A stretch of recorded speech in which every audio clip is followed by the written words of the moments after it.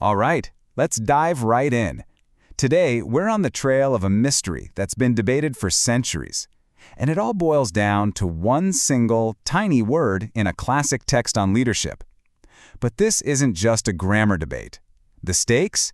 Well, they're nothing less than the very definition of what it means to be a good leader. I know, it sounds a little crazy, right? But this one character literally split two of China's greatest thinkers. It created two totally different blueprints for leadership, one that's all about top-down instruction and another that's about nurturing and connection. And this whole firestorm started when one philosopher dared to challenge hundreds of years of tradition. So what is this tiny character that caused such a massive argument? Okay, so our story takes place in The Great Learning, which is this foundational Confucian text, basically a guide on how to be a virtuous and effective leader. Now, the text says that the very first thing a ruler needs to do, right after they've worked on themselves, is to engage with the people. But how they're supposed to do that? Well, that's where the fight begins. Here they are, our two contenders. On the left, we have qīnmín, which means to love or to be close to, like a parent. And on the right, we have xīnmín, which means to renew or to reform. And you can see, especially if you look at older versions of the writing, how you could easily mistake one for the other. So that's the big question. Is a leader's main job to love their people or to renew them? Let's check out the two schools of thought. So what do these two different words actually mean for a leader out in the real world? Let's break down the two opposing ideas that come from this simple one-word difference. First up is the idea of renewing the people. The main champion for this was a scholar named Zhu Xi, who was probably the most important Confucian thinker after Confucius himself. For centuries, his interpretation was the official one. It basically says a leader's job is to be a teacher to the public, who are seen as kind of unpolished. The leader's role is to reform them, to instruct them. It's a very top-down, leader-knows-best kind of approach. But then, centuries later, this other philosopher, Wang Yangming, comes along and says, hold on a minute. He argued that the older, original reading was the right one, loving the people. For Wang, a leader isn't an instructor, they're a caregiver. The relationship isn't teacher to student. It's more like parent to child, and it's built on a foundation of love and care. And this really gets us to the heart of the matter, with a question that feels just as real today as it did 500 years ago. Is the purpose of leadership to fix people or to care for them?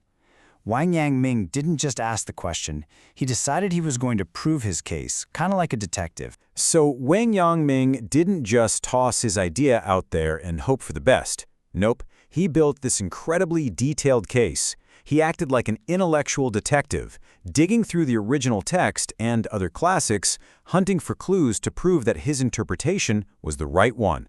Let's follow his evidence trail. Wang's strategy here was just brilliant. First, he'd show that the language inside the Great Learning itself actually supports the idea of love. Then he'd connect that idea to the core teachings of other philosophical heavyweights like Mencius and Confucius. And finally, he'd argue that loving is just a more complete, more holistic idea of leadership than renewing. Okay, so Wang's first clue, he finds it right inside The Great Learning. Later in the book, it gives this perfect metaphor for a good ruler. They protect the people like protecting a newborn child. And Wang's point was so simple but so powerful. You don't renew a baby. You love it. You care for it. This language of being a parent clearly backs up his side of the argument. Next up, Wang connects his reading to the great philosopher Mencius. Now, Mencius had this idea of a ripple effect of love. It starts with your own family, and then it expands outward to become benevolence for all people. And Wang points out, and this is the key, that the character for loving your family, qīn, is the exact same one he's arguing for. This creates a direct link between loving the people and the core Confucian idea of benevolence. And for his final piece of evidence, Wang goes straight to the top, to Confucius himself. Confucius said the ultimate goal is to cultivate oneself to bring peace to the people. Wang just connects the dots. Cultivating oneself, that's the starting point of the Great Learning's whole process. And bringing peace to the people? Well, Wang argued that's the end result of loving the people. Peace comes from taking care of their well-being, which is an act of love, not just an act of instruction. So, After laying out all his evidence, the parent metaphor, the connection to Mencius, the principle from Confucius, Wang Yangming was ready to deliver his closing argument, his final verdict on which word made the most sense. Okay, so here's how the two philosophies really stack up. Renewing the people is a one-way street, right? It's a top-down action, focused on fixing what's seen as a problem. But loving the people, that's about building a relationship. It's holistic, it's foundational. And from that bedrock of care, a leader can then guide and, yes, even teach. But the teaching just becomes one expression of that love, not the whole point. And this is the absolute crucial takeaway from Wang's argument. He wasn't saying teaching is a bad thing. Not at all. He was saying it's secondary. The number one duty, the foundation of all good leadership, is to love the people first. Renewing them, teaching them, guiding them, all of those things are just different ways to express that fundamental love. Renewing by itself is incomplete, but loving has room for all of it. So, a 500-year-old debate about one little word. Why on earth should we care about this today? Well, because the question at the very heart of it, renew versus love, is absolutely timeless, and it touches so many parts of our lives. Seriously, this debate pops up everywhere. Do you want a boss who's constantly trying to fix you, or one who actually empowers you and helps you grow? Do you want a teacher who just drills information into you, or one who nurtures your curiosity?